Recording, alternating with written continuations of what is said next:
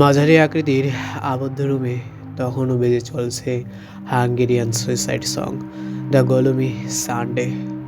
ভেসে আসছে কিছু লাইন যেগুলোর ভাবার্থ ছিল এমন: প্রিয়তমা, আমি চাই আমার স্বপ্নরা তোমাকে আর জেগে না বসুক। এই হৃদয় তোমাকে বলে যাচ্ছে আজ ঠিক কতটা চেয়েছিলাম তোমায়। ধীরে ধীরে ভেতরে প্রবেশ করে পুলিশ। শুরুতে হালকা আলো, বাকিটা আবছা অন্ধকার। মেঝেতে রক্তের ফোয়ারা, সাথে ছোট ছোট মাংসের টুকরো। টেবিলে বৃহৎ হাত, পা, মাথা, চোখ টুকরো টুকরো করে সাজানো, সব যেন সব রাখা হয়েছে কোনো প্রদর্শনীর জন্য। কাটা অংশগুলো দেখে বোঝার উপায় নেই অংশগুলো ঠিক কার শরীরের। নিচে পড়ে আছে wuthering times, tragedy plus time, my father before me, by the time we read this I will be dead, I was here. কাভারে লেগে আছে ফোঁটা ফোঁটা রক্ত। আরও পড়ে আছে কয়েকটি ব্যর্থ আঙ্গুল। সিলিংয়ে ঝুলে আছে রশি, অন্য ফ্যানের বাতাসে ঝুলছে ধীর গতিতে। মেঝে এবং টেবিল ছাড়াও বইয়ে, তাক, দেয়াল, চেয়ার সব কিছুতে ছড়িয়ে ছিটিয়ে আছে রক্তের দাগ। কোথাও এঁকে আছে মানুষ, কোথাও এঁকে আছে বিরহ, কোথাও এঁকে আছে প্রেম। নীলা বাধা পড়ে আছে চেয়ারে অজ্ঞান অবস্থায়। নীলার মাথা নেতিয়ে পড়ার ধরন, তার চোখ মুখ দেখে মনে হচ্ছিল বহুদিনের কাঙ্ক্ষিত কোনো ঘুম ঘুমিয়েছে সে। সে কখনো জানে না শ্রাবণ কোথায়, কেমন আছে, বেঁচে আছে কিনা মরে গেছে। শ্রাবণ তার প্রেমিকের নাম, যে তাকে ভয়ানকভাবে ভালোবাসত। নীলা তার ভালোবাসা সঠিকভাবে বুঝতে পারেনি কখনো। তার কিছু চুল কপাল বেয়ে চোখ চেয়ে এমনভাবে পড়ছিল ঠিক যেমনটা শ্রাবণ চাইতো। যখন তাদের সম্পর্ক ভালো ছিল তখন এভাবে চুল পড়া দেখলে সে নীলার সামনে বসে নীলার হাঁটুতে হাতের ভর দিয়ে নীলার দিকে এক দৃষ্টিতে তাকিয়ে দেখত আর বলতো, আমাকে কখনো ছেড়ে যেও না প্লিজ। বলে নীলার কোলে মাথা রেখে বসে থাকতো। নীলা তখন শ্রাবণের মাথা সোজা করে তুলে ধরে চোখে চোখ রেখে বলতো, আমি চলে গেলে আমার পাগলটা কার কোলে ধরে মাথায় রাখবে। এবং শ্রাবণের দিকে তাকিয়ে হাসতো ভালোবাসার হাসি। বিয়ের পর চোখের উপর চুল পড়ার দৃশ্য দেখার মতো কখনো কোনো আবদার করেনি শ্রাবণ। তখন নীলা ইচ্ছা করে চোখের উপরে চুল ফেলে রাখলেও ফিরে তাকাতো না সে। নীলার সাথে পরিচয় হওয়ার পর থেকে তার পুরোটা জুড়ে ছিল নীলা। নীলা আর শ্রাবণের পরিচয় ভার্সিটির জীবনে। 2 বছরের জুনিয়র ছিল নীলা। আত্মবিভাগ বিতর্ক প্রতিযোগিতায় গ্রিক চরিত্র হেক্টর আর একিলিসকে নিয়ে কথা বাড়াতে গিয়ে তাদের বাড়তি পরিচয়। প্রতিযোগিতার টপিক ছিল এলিয়াড মহাকাব্যে কাকে বেশি পছন্দ এবং কেন। নীলা একিলিস আর শ্রাবণ হেক্টরের পক্ষে নিয়ে লড়েছিল।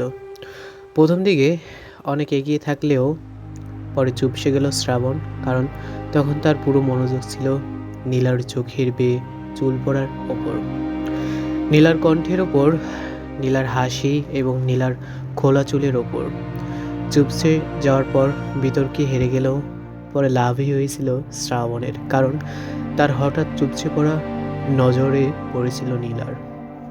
তাই তো বিতর্ক শেষে নীলা শ্রাবণকে বলে উঠল, আপনি এভাবে থেমে গেলেন কেন ভাইয়া? কিছুটা নিচের দিকে তাকিয়ে শ্রাবণ উত্তর দিল, এমনি কথা খুঁজে পাচ্ছিলাম না। পেছন থেকে শ্রাবণের বন্ধুরা হাসতে হাসতে গিয়ে কি যেন বলতে চাইল। নীলা সেটা বুঝতে বাকি রইল না, সে লজ্জায় পড়ে গেল শ্রাবণও। তাই শ্রাবণ বলল, আচ্ছা আমি আসি। আমিও বলেই দুজন দুদিকে চলে গেল। পিছনে ফিরে তাকাতে গিয়েও কেউ তাকায়নি। ডিপার্টমেন্টে জুনিয়র মেয়েদের মাঝে এমনিতেও শ্রাবণের সম্বন্ধে অনেক ভালো ধারণা। সে অনেক ভদ্র, হাসি খুশি আর শান্ত স্বভাবের। কয়েকজন জুনিয়র ওকে অনেক পছন্দও করে। সেই সব জুনিয়রের একজন হলো নীলা। চোখের ওপর চুল পড়া ছাড়াও নীলার প্রতি শ্রাবণে আরও কিছু আবদার ছিল। শ্রাবণ ছিল অনেক গোছালো স্বভাবের, তবে যখন থেকে নীলার সাথে পরিচয় তখন থেকে অগোছালো হয়ে গেল। সে চাইতো নীলা তাকে বকাঝকা করে গুছিয়ে নেবে, আর তাই সে ইচ্ছে করেই অগোছালো হয়ে থাকত। শ্রাবণ বলতো, কেবল তুমি গুছিয়ে দিবে বলে আমি অগোছালো হয়ে যাব, আবার তুমি নিয়ম করে শাসন করবে বলে আমি অনিয়ম করব বারবার। নীলা ও শ্রাবণকে নিজের মতো করে গুছিয়ে নিতে লাগলো। নীলার প্রতি শ্রাবণের আরও একটি আবদার হলো, নীলা যেন তার সাথে অনেক ঝগড়া করে, রাগ কিংবা অভিমান করে। তাই সে মাঝে মধ্যে ইচ্ছে করে নীলার মধ্যে অবাধ্য নীলাকে খেপাতো। ঝগড়ার এক পর্যায়ে নীলা যখন কান্না শুরু করতো, তখন শ্রাবণ পিছন থেকে নীলাকে জড়িয়ে ধরে কানের কাছে মুখ নিয়ে বলতো, সরি, ইচ্ছা করে রাগানোর জন্য। এতে নীলার রাগ না কমে বরং বেড়ে যেত, আর বলতো, এরকম ঝগড়া করলে আমি সত্যি একদিন অনেক দূরে চলে যাব। নীলা দূরে চলেও গিয়েছিল, তবে দূরে গিয়েছিল শ্রাবণের অতিরিক্ত অধিকার দেখার কারণে। অতিরিক্ত অধিকার দেখানোটা একসময় নীলার মনে তার জন্য বিরক্তির জন্ম দেওয়া শুরু করে, আর সে বিরক্ত থেকে বাঁচতে তৃতীয় ব্যক্তির উদয়। তৃতীয় ব্যক্তিটি আসাতে নীলা অনিচ্ছাকৃতভাবে ঝুঁকে পড়ে তার ওপর। আর শ্রাবণ তার পুরনো একাকিত্ব ছিল ছোটবেলা থেকেই। তার বাবা ছিলেন একজন ব্যবসায়ী, সারাদিন বাইরে বাইরে থাকতেন। বউ আর ছেলেকে তেমন সময় দিতেন না তিনি। শ্রাবণের বাবা মায়ের মাঝেও তেমন ভালো সম্পর্ক ছিল না তখন। সম্পর্ক ভালো না থাকার পিছনে প্রধান কারণ এক পরনারীর ওপর লোভ ছিল শ্রাবণের বাবার। টাকার কারণে পরনারীকেও হাতের মুঠোয় পেয়ে গেলেন তিনি। এ নিয়ে স্বামী স্ত্রী দুজনের মাঝে ঝগড়া হতো প্রায়। অনেক মারধরও করতেন শ্রাবণের মাকে। রাতে যখন ঘুম ভেঙে গিয়ে মারধরের শব্দ কানে আসতো শ্রাবণের, তখন সে বিষয়টা মেনে নিতে পারত না। শ্রাবণের মা যখন একা একটি রুমে এসে কান্না করতেন, সে তখন আড়াল থেকে দাঁড়িয়ে দাঁড়িয়ে মাকে দেখত, কখনো কাছে যেত না মায়ের। বাবাকেও ভয়ে কিছু বলতে পারতো না কখনো। যখন পরনারীর ওপর বাবার লোভ বিষয়টি ভালোভাবে বুঝতে পারলো, তখন থেকে বাবার উপর ঘৃণা জন্মালো তার। একটু ঘৃণা জন্মেছিল মায়ের বড় ঠিক তখন যখন তিনি দ্বিতীয় বিয়েতে মত দিলেন। মত দেওয়া ছাড়া আর কিছু করার ছিল না মায়ের। শ্রাবণের মায়ের দ্বিতীয় বিয়ে হয়েছিল সারাসারি হওয়ার কয়েক মাস পর। শ্রাবণ তখন বিশ্ববিদ্যালয়ের ছাত্র। বাবা মায়ের সারাসারি হওয়ার আগ পর্যন্ত সে তার বাবা মায়ের রুম থেকে সবচেয়ে দূরের রুমে থাকার চেষ্টা করত, যেন মায়ের কান্নার আওয়াজ তার কানে আর না আসে। সবকিছুর পরেও প্রায় প্রতিদিন ঘুম ভেঙে যেত তার। প্রতিদিন মায়ের রুমের পাশে দাঁড়িয়ে থাকা হতো অনেকক্ষণ। এজন্য এক নিত্যদিনের অভ্যাস, এজন্য এক না বলা দায়িত্ব। শ্রাবণের মা আরও আগেই ভাইদের কাছে চলে যেতেন যদি শ্রাবণ না থাকতো। শ্রাবণের কথা ভেবেই তিনি যন্ত্রণা বয়ে এসেছিলেন। মায়ের কষ্ট শ্রাবণ বুঝত, শুধু মুখ ফুটে মাকে কিছু বলতো না। মা চলে যাওয়ার পর শ্রাবণ আরও একা হয়ে গেল। তবে একটা কথা ভেবে শ্রাবণ নিজেকে সান্ত্বনা দিত এই বলে যে মায়ের মার খাওয়ার শব্দ কিংবা তারপরের কান্নার শব্দ তাকে শুনতে হবে না আর। তবুও প্রতি মধ্যরাতে ঘুম ভেঙে যেত শ্রাবণের। মা মা বলে চিৎকার দিয়ে জেগে উঠত সে। শ্রাবণের মা চলে যাওয়ার কয়েকদিন পরেই তার বাবা দ্বিতীয় বিয়ে করলেন সেই পরনারীকেই। বিশ্ববিদ্যালয়ের কিছু বন্ধু যারা জেনে গিয়েছিল শ্রাবণের সব, তারা প্রায় নিজেদের মাঝে শ্রাবণকে নিয়ে হাসাহাসি করত তার বাবাকে নিয়ে, বাবার সেই পরনারী, এমনকি তার মাকে নিয়েও। বন্ধুদের কথাগুলো বুঝতে পেরে কারোর সাথে মিশতে চাইতো না শ্রাবণ, একা একা থাকতো। মা চলে যাওয়ার পর বাসা তার কাছে এক যন্ত্রণা এবং দুঃস্বপ্নের নাম হয়ে দাঁড়ালো। যে বাসা তার মায়ের সকল স্মৃতি, যে বাসা মধ্যরাত হলে ঘুমের ঘরে তাকে নিয়ে যেত মায়ের রুমের কাছে, যে বাসায় পরবর্তীতে তার মায়ের আসন দখল করলো সেই পরনারীটি, সে বাসাতে আর কোনোভাবে থাকতে পারছিল না শ্রাবণ। তাই বাবাকে জানালো তার প্রথম চাওয়া, আমি কিছু কথা বলতে চাই। কথাগুলো হয়তো আপনি জানেন, কিংবা না জানলেও আমি বলার পর খুব সহজে বুঝতে পারবেন।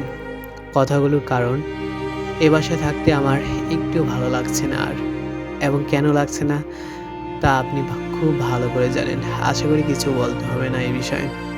আমি চাই আমাকে বিশ্ববিদ্যালয়ের পাশে একটি ম্যাচ কিংবা একটি ছোটোখাটো বাসা ভাড়া করে সেখানে থাকার সুযোগ করে দেন।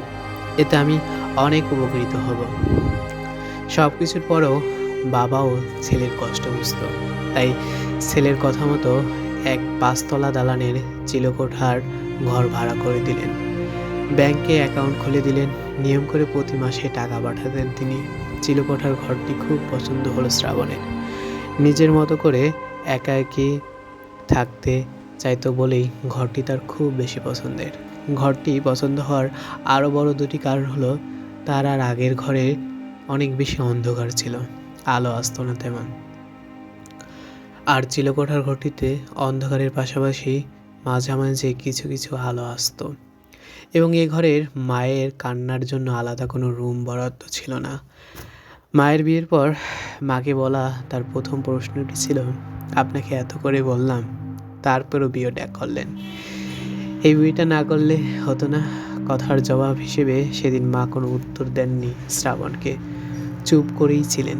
এই উত্তর মায়ের জানা নেই। বাবা থেকে আলাদা হওয়ার পর শ্রাবণ মাকে প্রায় দেখতে যেত, মায়ের কাছে কিছুদিন থেকেও গিয়েছিল প্রথম কয়েকবার। তবে যেদিন থেকে মায়ের দ্বিতীয় বর আসা যাওয়া শুরু করলো, সেদিন থেকে মায়ের কাছে যাওয়া কমে গেল শ্রাবণের। যেদিন প্রথম মায়ের দ্বিতীয় বরকে শ্রাবণ দেখলো, তখন সে কথা বলছিল মায়ের সাথে। সেদিন শ্রাবণের মা শ্রাবণকে তার বাবা সম্বন্ধে জিজ্ঞাসা করতে গিয়ে বললেন, তোমার বাবা কেমন আছে? শ্রাবণের মা সবসময় স্বামীর কথা কম জিজ্ঞেস করতে চাইতেন, অথচ তার শ্রাবণের বেশিরভাগ কথা জুড়ে থাকতো শ্রাবণের বাবা। মায়ের এই প্রশ্ন শুনে শ্রাবণের কণ্ঠে দীর্ঘশ্বাস। বাবা ভালো আছে। তুমি ঠিকমতো পড়াশোনা করো? হ্যাঁ। পরনারীটির কথা জিজ্ঞাসা করতে গিয়েও থেমে গিয়ে আবার বললেন, নতুন মা তোমার সাথে কথা বলে তো? হ্যাঁ হ্যাঁ বলতেছে তো, কিন্তু আমি বলিনি কখনো। তোমাকে স্নেহ করতো? আমি ওনার সামনে যেতাম না তেমন। কেন, ভয় পেতে? শ্রাবণ তখন অন্যদিকে কথা ঘুরে মাকে বলল, আমি জানি সামনের ঘরে বসা লোকটিকে, আমি এ নিয়ে তেমন কিছু বলবো না আপনাকে, শুধু বলবো বিয়েটা না করলে হয় না? তুমি যেহেতু লোকটিকে চেনো এবং জানো যে কেন তিনি এখানে এ বাড়িতে, তাই নতুন করে তোমাকে আর কিছু বলার নেই। বেশ কয়েকদিন ধরে তুমিও শুনে আসছো সব। সময় হলে তুমি নিজেই বুঝে যাবে এই বিয়েতে আমার মত ছিল কি না, এবং এই বিয়েটা কেন। কিছু সময় প্রকৃতির কাছে নিজেদের ছেড়ে দেওয়া ছাড়া আমাদের হাতে আর কোনো উপায় থাকে না। শ্রাবণ মাথা নাড়ালো। তাদের কথার মাঝে হঠাৎ লোকটি এসে হাজির, সাথে শ্রাবণের মামা। শ্রাবণ, এদিকে আসো তো, তোমার সাথে কিছু কথা আছে বলেই মামা তাকে বের করে অন্য রুমে নিয়ে গেলেন। তারপর তাকে পাশে বসিয়ে বললেন, কেমন আছো শ্রাবণ? শ্রাবণ মায়ের রুমের দিকে তাকাতে তাকাতে বলল, জি মামা ভালো, আপনি কেমন আছেন? মামা শ্রাবণের দৃষ্টি আকর্ষণ করে বললেন, হ্যাঁ ভালো।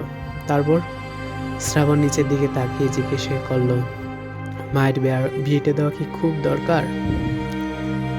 দেখো শ্রাবণ, তুমি এখন ছোট না যে তোমাকে অনেক কিছু ঘুরিয়ে ফিরিয়ে বলতে হবে।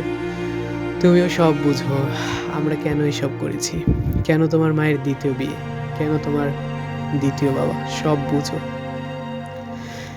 দ্বিতীয় বাবা শুনে শ্রাবণ কিছুক্ষণ চুপ থেকে তারপর বলল, আমার বাবা বেঁচে থাকতেও দ্বিতীয় বাবা? তোমার বাবা কি কোনো মানুষ, একটা পশু? সে আমার বোনকে অনেক কষ্ট দিয়েছে, এখন আবার বিয়েও করেছে। তোমার মাকে তো আমরা অনেক আগেই নিয়ে আসতাম, অনেকবার বলছিলামও। সে তোমার কথা ভেবে সেখানে পড়ে থাকতো, অনেক সহ্য করেছি, আর না। এই লোকটি তোমার বাবার মতো মানুষ না, আর বিয়ের পরে তোমার মা আর এই বাড়িতে থাকবে না। তুমি এসো মাঝে মাঝে, তোমার কোনো অযত্ন হবে না, চাইলে আমাদের কাছে থাকতে পারো। তুমি থাকো, আমি তোমার মায়ের সাথে কিছু কথা বলে আসি।